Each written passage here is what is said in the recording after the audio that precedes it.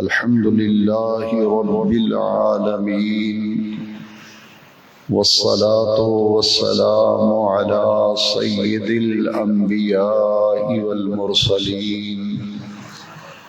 خاتم النبيين، رحمة للعالمين، شفيع المذنبين، وعلى آله وأصحابه أجمعين. أما بعد، أعوذ بالله من الشيطان الرجيم. بسم الله الرحمن الرحيم. وَلِتُكْمِلُوا الْعِدَّةَ وَلِتُكَبِّرُوا اللَّهَ عَلَى مَا هَدَاكُمْ وَلَعَلَّكُمْ تَشْكُرُونَ. صدق اللہ مولانا العظیم. اللہ اکبر، اللہ اکبر، لا الہ الا اللہ، واللہ اکبر، اللہ اکبر، وللہ الحمد. ہم سامعین محترم، اللہ رب العزت کے فضل و کرم اور لطف و احسان سے ماہ رمضان المبارک میں روزوں کی توفیق ملنے، نمازوں کی پابندی، نماز تراویح میں حاضری، ذکر و عبادات پر شکر کرنے کے لیے آج ہم سب اللہ کریم کی بارگاہ میں اظہار تشکر و امتنان کے لیے نماز عید الفطر کی ادائیگی کے لیے جمع ہیں. اللہ سبحانہ و تعالی ہم سب کا نماز عید الفطر کے لیے جامع مسجد میں جمع ہونا اپنی بارگاہ میں قبول و منظور فرمائے. موسم اگرچہ ناخوشگوار ہے، لیکن انشاءاللہ العزیز جو وقت دیا گیا، اعلان کیا گیا، این انشاءاللہ 7:15 پر نماز عید الفطر جو ہے وہ ادا کی جائے گی. قرآن مجید فرقان حمید کی ایک آیت کریمہ میں نے تلاوت کرنے کا شرف حاصل کیا ہے، جس میں اللہ رب العزت نے ارشاد فرمایا وَلِتُكْمِلُوا الْعِدَّةَ، جب تم اپنی گنتی پوری کر لو، یعنی رمضان شریف کے روزوں کی گنتی جب پوری ہو جائے، وَلِتُكْمِلُوا الْعِدَّةَ، تو پھر کیا کرو، وَلِتُكَبِّرُوا اللَّهَ، اپنے اللہ کی کبریائی بیان کرو، اپنے اللہ کریم کی عظمت بیان کرو، عَلَى مَا حَدَاكُمْ، کہ اس نے تمہیں اس پورے مہینے میں راہ ہدایت پر چلایا اور اس کی ہدایت سے نمازوں کی پابندی نصیب ہوئی، روزے رکھنے کی توفیق ملی، نماز تراویح میں حاضری کی توفیق ملی، صدقات و خیرات، تلاوت قرآن، اعتکاف، سحری، افطاری، یہ ساری نعمتیں اللہ کریم نے تمہیں عطا فرمائیں اور اسی کی توفیق سے ہی ممکن ہوا. لہذا تمہارے روزے پورے ہوئے، تمہاری گنتی پوری ہوئی. اب کیا کرو، وَلِتُكَبِّرُوا اللَّهَ عَلَى مَا حَدَاكُمْ، اس ہدایت کے ملنے پر اپنے اللہ کی کبریائی بیان کرو، اپنے اللہ کی عظمت بیان کرو. وَلَعَلَّكُمْ تَشْكُرُونَ، تاکہ تم شکر گزار بن جاؤ. تو معلوم یہ ہوا کہ آج نماز عید الفطر کے لیے ہم جمع ہوئے ہیں. اس موقع پر اللہ تعالیٰ کی عظمت، اس کی کبریائی کا ذکر کیا جاتا ہے اور شکر کیا جاتا ہے کہ اللہ کریم نے ہمیں اس کی توفیق بخشی. اور جب کوئی اللہ کی عظمت بیان کرے، اللہ کی کبریائی بیان کرے، تو اس عمل سے یہ ظاہر ہوگا کہ یہ اپنے رب کریم کا شکر گزار بندہ بن رہا ہے اور اپنے رب کریم کا شکر ادا کر رہا ہے. تو اللہ تعالیٰ کی عظمت اور اس کی کبریائی کے لیے یہ تکبیرات پڑھی جاتی ہیں. نماز عید کے لیے آئیں تب بھی یہ تکبیرات پڑھی جاتی ہیں، اور نماز عید سے واپسی پہ بھی یہ تکبیرات پڑھی جاتی ہیں. اللہ اکبر، اللہ اکبر، لا الہ الا اللہ، واللہ اکبر، اللہ اکبر، وللہ الحمد. یہ اللہ کی کبریائی ہے. اسی طرح عمومی طور پر ہم یہ پڑھتے ہیں العظمت والکبریاء لک یا رب العالمین، العظمت والکبریاء لک یا رب العالمین، اے پروردگار عالم ساری عظمتیں تیرے لیے ہیں، کبریائی بھی تیری ہی شان کے لائق ہے، ہم تیری کبریائی بھی بیان کرتے ہیں، تیری عظمت بھی بیان کرتے ہیں۔ تو یہ تکبیرات جو عید کی نماز کے لیے آتے ہوئے اور جاتے ہوئے ہمارے ورد زبان ہوتی ہے، دراصل یہی کبریائی کا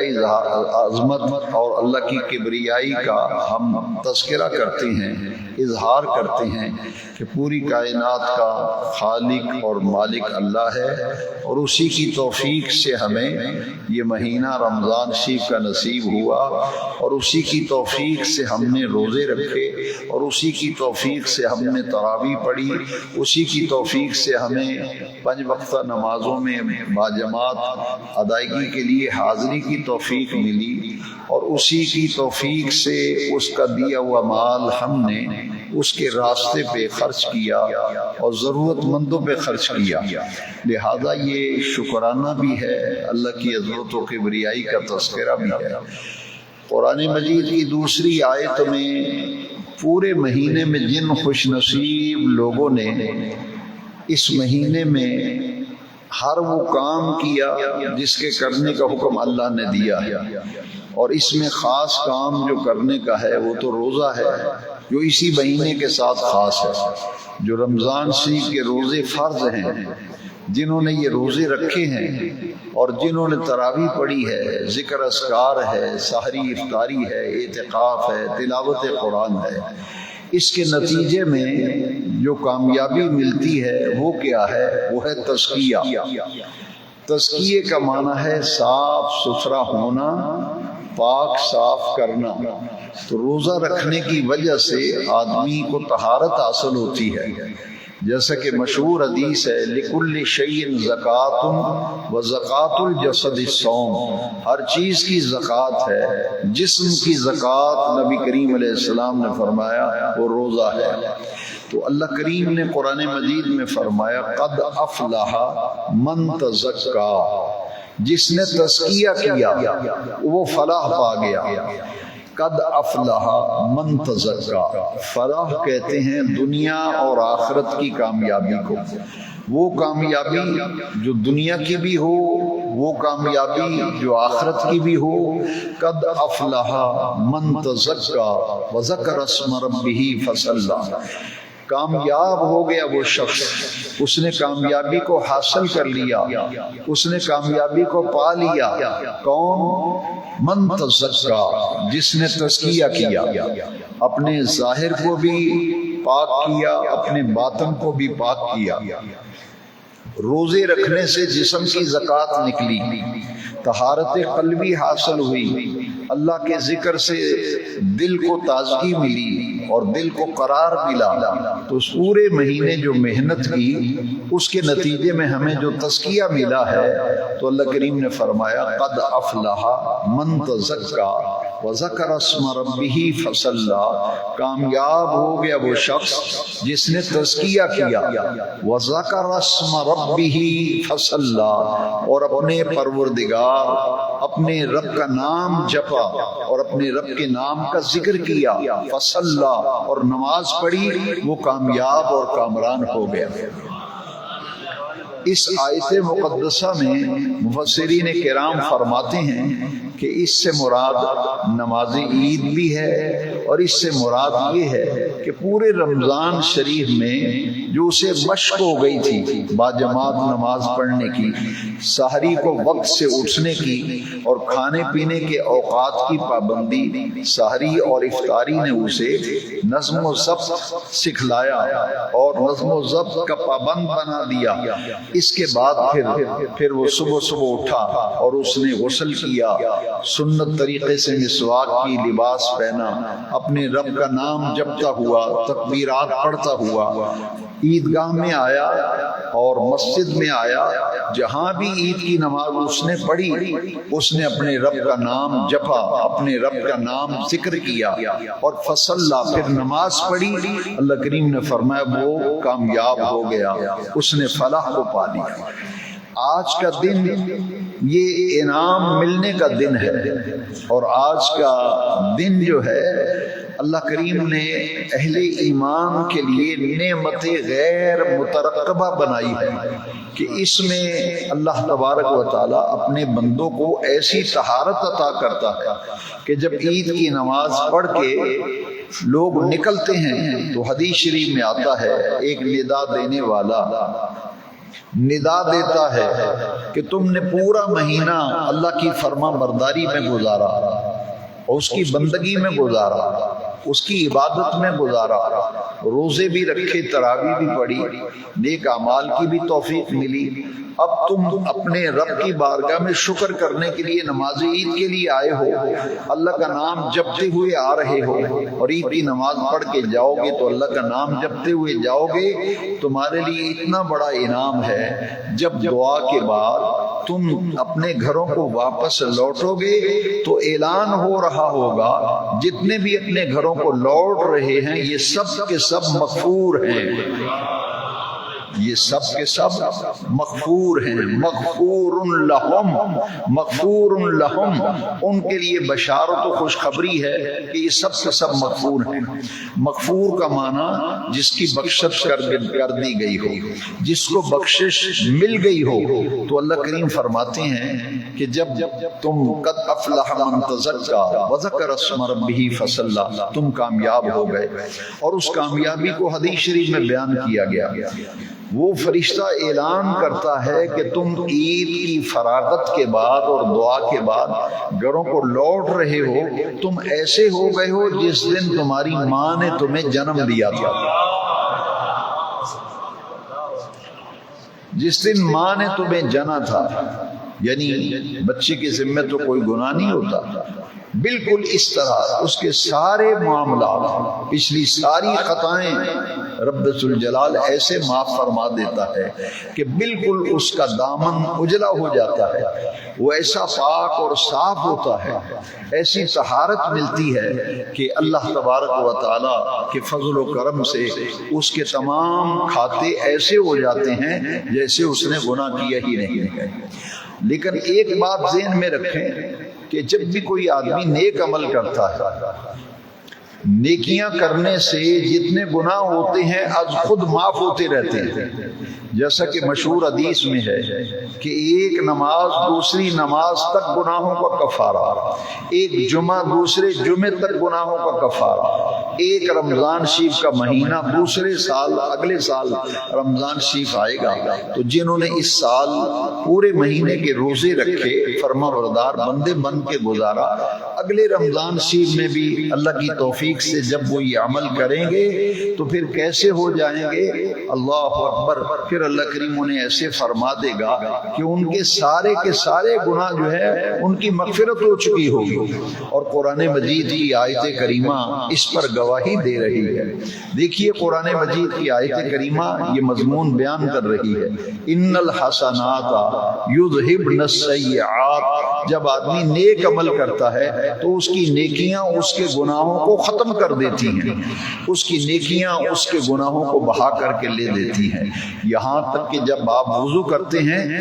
حدیث شریف میں ہے کہ اتنا گناہ اگر ناخن کے نیچے بھی چھپا ہوا ہو تو وضو کرنے سے اللہ تعالیٰ اسے بھی معاف کر دیتا ہے، وضو کرنے سے بہ جاتا ہے۔ ضرورت صرف اس بات کی ہے، ضرورت صرف اس بات کی ہے کہ اپنے اللہ سے تعلق مع اللہ تعالی اور تعلق باللہ تعالی ہمیں اتنا مضبوط و مستحکم کر لینا چاہیے کہ ہم نے رمضان شریف میں جو محنت کی اور جو مشق کی، اس کو اپنی طبیعت پر، اپنے مزاج پر، اپنے نظام الاوقات پر،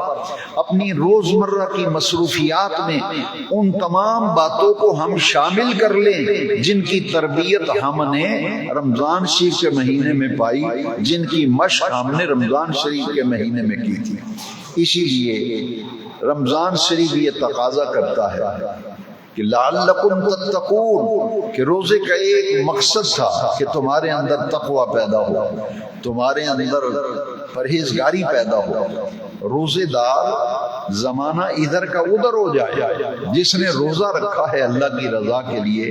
وہ تنہائی میں خلوت میں ساتویں کوٹری کے اندر بھی ہو، اسے کوئی دیکھ نہ رہا ہو تو پانی کا ایک گھونٹ نہیں پیتا،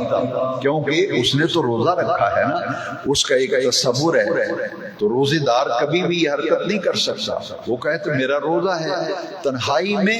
وہ ممنوعات کے قریب نہیں جاتا۔ لہذا روزہ یہی سکھاتا ہے کہ جس رب کریم کے لیے ہم نے ایک مہینے کے لیے حلال لذتوں کو چھوڑا تھا، اسی رب کی رضا کے لیے پھر حرام لذتوں سے بھی اپنے آپ کو بچانا ہے۔ یہ ہے عید کا فلسفہ، یہ ہے رمضان شریف کا پیغام، کہ ہم نے پورے مہینے میں ایک ٹریننگ حاصل کی، ایک تربیت حاصل کی، ایک مشق حاصل کی، اس کو ہم نے پوری زندگی اپنے معمولات میں شامل کر کے اس پر عمل کرنا ہے، تاکہ ہم اللہ تعالیٰ کے فرما بردار بندے بن جائیں۔ حدیث شریف میں آتا ہے کہ جب لوگ عید کی نماز کے لیے گھروں سے نکلتے ہیں تو اللہ تعالیٰ فرشتوں سے فرماتا ہے، اے میرے فرشتوں، اگر کسی شخص کو کوئی مزدوری دے دی جائے، کوئی کام دے دیا جائے اور وہ مزدور مزدوری پہ رکھا جائے، جب اس کا کام مکمل ہو جائے تو اس کے ساتھ پھر کیسا سلوک ہونا چاہیے، اس کے ساتھ کیا معاملہ ہونا چاہیے؟ فرشتے عرض کرتے ہیں باری تعالیٰ، اگر کوئی مزدوری کرنے کے لیے رکھا ہے اور مزدوری کرتا ہے، کسی کام کی ذمہ داری اسے سونپی جاتی ہے، جب وہ کام مکمل ہو جاتا ہے پھر حق یہ ہے کہ اس کا پورا پورا حق دیا جائے، اس کا پورا پورا حق دیا جائے۔ تو اللہ کریم فرماتے ہیں، اے میرے فرشتوں گواہ ہو جاؤ، میرے بندوں نے پورے رمضان شریف میں جو محنت کی، جو مشقت اٹھائی اور جو تکلیفیں اٹھائیں، بھوک اور پیاس کو برداشت کیا، صبر کی نعمت سے مالا مال ہوئے، راتوں کو جاگ کر کچھ حصہ تراویح میں قرآن مجید کے ساتھ گزارا، انہوں نے پورا مہینہ محنت کی، مشقت کی، آج میں نے ان کا پورا پورا اجر ان کو دے دیا، اور ان کی میں نے ایسے مغفرت فرما دی ہے جیسے ان کے ذمے اب کوئی گناہ باقی رہا ہی نہیں ہے، کوئی گناہ باقی رہا ہی نہیں۔ اس لیے حاضرین محترم، یہ عید ان لوگوں کی ہوتی ہے جنہوں نے رمضان شریف اللہ تعالیٰ کا فرما بردار بندہ بن کے گزاری ہو، اور ہمیں اس موقع پر یہ بات یاد رکھنی چاہیے کہ ہمارا دین ہمیں یہ سکھاتا ہے کہ تمام مومن آپس میں جسد واحد کی طرح ہیں۔ نبی کریم علیہ السلام کی حدیث ہے کہ تمام اہل ایمان ایک جسم کی طرح ہیں، اگر پاؤں میں کانٹا چبھے گا تو پورا جسم تکلیف محسوس کرتا ہے، اگر ہاتھ میں چوٹ لگ جائے تو پورا جسم اذیت سہتا ہے۔ تو فرمایا دین یہ تقاضا کرتا ہے کہ کسی ایک مسلمان بھائی کو تکلیف پہنچے تو دوسرے مسلمان بھائیوں کو اس تکلیف کو محسوس کرنا چاہیے، اس کو محسوس کرنا چاہیے۔ اس کے لیے میں ایک حدیث شریف عرض کروں گا کہ کسی مسلمان بھائی کی ضرورت کو پورا کرنا، حاجت مند کی حاجت کو پورا کرنا، کسی کی مشکل میں اس کی مدد کرنا، تعاونوا علی البر والتقوی، نیکی کے کاموں میں ایک دوسرے سے تعاون کیا کرو، کسی ضرورت مند کی ضرورت کو پورا کیا جائے، کسی حاجت مند کی حاجت کو پورا کیا جائے۔ تو نبی کریم علیہ السلام کی حدیث مبارکہ ہے، من کان فی حاجت اخیہ کان اللہ فی حاجتہ، جو کسی مسلمان بھائی کی حاجت کو پورا کرتا ہے اللہ تعالیٰ اس کی حاجت کو پورا کرتا ہے۔ یہ زکوٰۃ کا فلسفہ کیا ہے؟ صدقہ فطر جو روزے سے متعلقہ عبادت ہے، کچھ لوگوں نے صدقہ فطر عید کی نماز سے پہلے دے دیا، اور جو نہیں دے سکے وہ عید کی نماز کے بعد دے دیں گے۔ یہ صدقہ فطر، یہ زکوٰۃ، یہ صدقات و خیرات کا جو نظام ہے، اس کے پیچھے ایک روح کار فرما ہے۔ وہ روح کیا ہے کہ معاشرے کے ضرورت مند لوگوں کی ضرورتوں کو پورا کیا جائے، ضرورت مند کی ضرورتوں کو پورا کیا کیا جائے۔ اب دیکھیے کہ رمضان شریف کے مہینے میں عمومی طور پہ لوگ زکوٰۃ نکالتے ہیں، کچھ لوگ رجب میں نکالتے ہیں، لیکن یہ بڑی عجیب بات ہے کہ ہمارے دین میں زکوٰۃ نکالنے کے لیے مہینہ مقرر نہیں، حج کے لیے مہینہ مقرر ہے، روزوں کے لیے مہینہ مقرر ہے، لیکن زکوٰۃ نکالنے کے لیے کوئی مہینہ مقرر نہیں ہے۔ کیوں نہیں مقرر؟ مجھ سے بھی ایک یونیورسٹی کے اسٹوڈنٹ نے سوال کیا تھا کہ حج کے لیے مہینے مقرر ہے جی، اور روزوں کے لیے رمضان شریف کا مہینہ، زکوٰۃ کے لیے کیوں نہیں مہینہ مقرر؟ میں نے کہا اس لیے کہ اگر ایک مہینہ مقرر کر دیا جاتا، لوگ سارے اپنی زکوٰۃ نکال دیتے اور اگلے مہینے کسی کو ضرورت پڑتی تو وہ کیسے پوری ہوتی؟ وہ کیسے پوری ہوتی؟ اسلام یہ چاہتا ہے کہ جو مالدار طبقہ ہے، جو غنی لوگ ہیں، جن کو اللہ نے مال میں، رزق میں وسعت و برکت دی ہے، وہ سارا سال زکوٰۃ بھی نکالتے رہیں، صدقہ و خیرات بھی کرتے رہیں، تاکہ معاشرے کے پسے ہوئے لوگوں کی ضرورتیں پوری ہوتی رہیں۔ اس لیے عید کے موقع پر ہمیں اپنے مسلمان بھائیوں کو دیکھنا ہے، بیمار کی مدد ہو سکے، محتاج کی مدد ہو سکے، ضرورت مند کی مدد ہو سکے۔ اور خاص طور پر دو ایسے مسئلے ہیں، ایک مسئلہ کشمیر اور ایک مسجد اقصیٰ کا مسئلہ۔ پوری امت مسلمہ کا یہ مسئلہ ہے۔ ہر عید کے موقع پر ہم اظہار یکجہتی کرتے ہیں اور ہمیں تجدید عہد کرنا چاہیے کہ قبلہ اول کی آزادی کے لیے اور کشمیر کی آزادی کے لیے جو مجاہدین دن رات جہاد کر رہے ہیں، قربانیاں دے رہے ہیں، شہادتیں ہو رہی ہیں، اللہ تبارک و تعالیٰ ان کے درجات بلند فرمائے، ان کی مدد فرمائے، نصرت فرمائے، اور جس قدر ممکن ہو سکے ہمیں اس معاملے میں اپنی ہمدردیاں اور اپنا تعاون ان تمام مجاہدین کے ساتھ رکھنا چاہیے، تاکہ اللہ تعالیٰ ان کو نصرت اور مدد فرمائے، قبلہ اول بھی آزاد ہو اور کشمیر بھی آزاد ہو۔ ان معاملات کو اور عید کی نماز کے بعد جو غریب طبقہ ہے، معاشرے کے بیوہ عورتیں ہیں، یتیم بچے ہیں، محتاج ہیں، معذور ہیں، ان کی ضرور مدد کیجیے۔ صدقہ فطر کا بھی یہی مقصد تھا۔